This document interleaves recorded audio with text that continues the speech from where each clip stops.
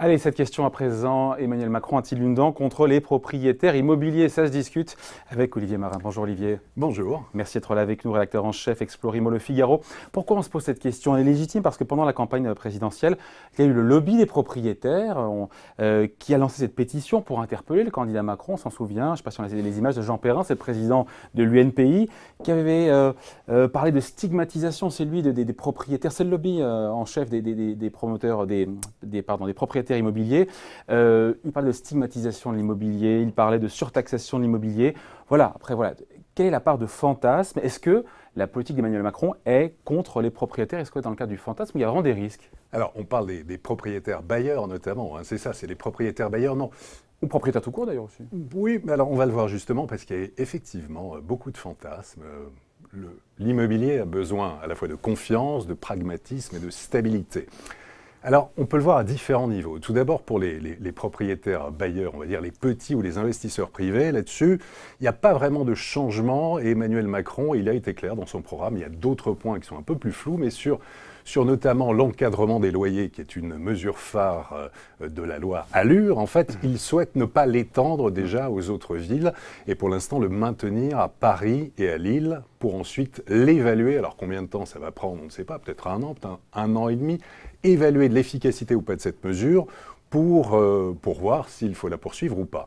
Sur l'investissement locatif qui concerne également les propriétaires et les propriétaires bailleurs, ça se termine, notamment le Pinel, au 31 décembre 2017. Eh bien, tout à fait, le Pinel qui se termine.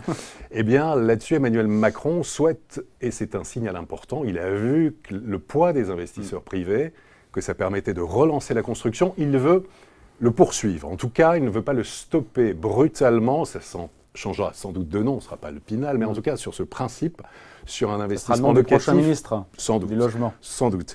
Il veut aussi donc créer un bail mobilité professionnelle, à la fois pour ceux qui sont en CDD, en intérim, ceux qui sont en stage, en formation, avec une garantie de l'État. Ça, c'est important aussi pour les rapports locatifs.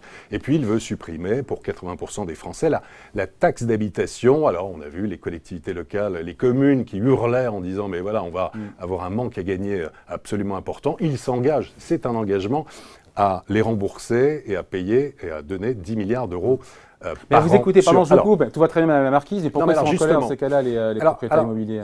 Il y a eu plusieurs choses. Tout d'abord, sur l'une de ces mesures qui est de transformer en fait l'ISF en IFI, impôt sur la fortune immobilière. Il a utilisé le terme, c'était à France Inter, lors d'une matinale, il a dit il faut transformer cet impôt, l'ISF, en impôt sur la rente immobilière. Et ça fait hurler tout le monde, dont Jean Perrin, dont vous avez montré les images, qui est le patron de l'UNPI, qui a mobilisé ses troupes en disant « mais voilà, qu'est-ce que ça veut dire ?» Il n'était même pas question d'ISF, il était question là de mots de rente immobilière, d'opposer en fait ces mondes où il y aurait une économie en fait, où on met de l'argent, on prend des risques. Dans les faits, qu'est-ce que ça change? Est-ce que la facture fiscale change avec Macron quand on est propriétaire? C'est ça, en fait, c'est ça le sujet. Pour l'instant, le reste, c'est du blablabla. Pour l'instant, pas du tout. Enfin, pour l'instant, en tout cas, ça ne change pas. Sur cette transformation, là où il y a un doute pour des propriétaires bailleurs importants ou des investisseurs privés à un haut niveau, c'est de savoir est-ce qu'ils ne vont pas transférer justement leur argent vers des actions, quitter en fait l'immobilier. Et c'est là pour payer moins d'ISF. Pour payer moins d'ISF. Et on pense notamment, mais c'est un danger, les SCPI, les sociétés civiles de placement immobilier, où on est aussi copropriétaire de bureaux, de commerces, de logements. Ça aide aussi l'économie. C'est important aussi. Donc là-dessus, les conseillers en gestion de patrimoine vont littéralement se frotter les mains. Il y aura sans doute, les arbitrages ne sont pas encore faits, parce qu'on peut se demander là aussi, quelqu'un qui paierait l'ISF, s'il met son argent dans un investissement locatif privé, là aussi c'est une forme de risque, il prend un risque, et c'est aussi l'économie réelle, puisque derrière il y a des emplois, donc c'est important. Après, l'autre trouble, effectivement, David, est venu du fait que surtaxer les propriétaires occupants, parce qu'il y aurait en fait un différentiel entre le propriétaire et le locataire, c'est absolument pas la même chose. D'où ça vient? Ça vient tout simplement du fait que Jean ah oui, mais c'est une fake news. C'est une fake news, ce truc-là. C'est pas une fake news. Jean Pisani-Ferry, en fait, qui est l'un des conseillers proches d'Emmanuel Macron, faisait partie de France Stratégie.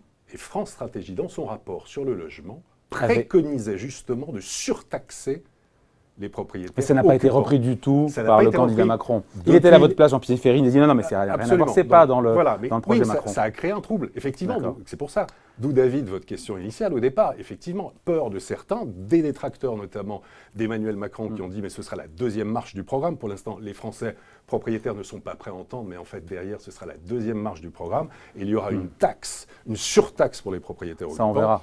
On verra. Aujourd'hui, Et après, sur aujourd'hui, au jour d'aujourd'hui, c'est moche comme expression, mais aujourd'hui, il y a un serrage de vis ou pas, où Macron ne va pas taper sur les propriétaires. Il n'y a aucune raison d'avoir peur. Hein. Bah déjà, il faut attendre les législatives, on verra s'il a les moyens si. politiques. Non, mais c'est quand même important. Ensuite, il y a beaucoup de choses qu'il faut absolument qu'il précise en matière de fiscalité, même s'il dit on touchera à rien, on a besoin Sur la fiscalité d'investisseurs. immobilière, c'est qu'on ne touche à rien. C'est ce qu'il dit, c'est ce qu'il promet, c'est un engagement, effectivement. Donc pour l'instant, il n'y a pas à attendre de serrage de vis, c'est plutôt sur ceux qui payent l'ISF, où on attend quand même des précisions dans le domaine, notamment vraiment pour l'investissement locatif Pinel et vraiment pour les SCPI. Donc ils n'ont rien à craindre des propriétaires immobiliers. Les craintes sont infondées pour l'instant. Pour l'instant, il faut être vigilant. La vigilance, très bien. On finira là-dessus. Merci à vous. Eh ben, on a fait le tour là, non? On est bien comme ça là. Allez, Olivier Marin, rédacteur en chef, donc Explorimo Le Figaro. On n'oublie pas le mémo de Limo, bien sûr. C'est ça que j'allais oublier. On me l'a soufflé dans l'oreillette, j'avoue. Le mémo de Limo aux éditions du Mécène, c'est signé votre serviteur Olivier Marin. Merci à vous. Merci. Bye.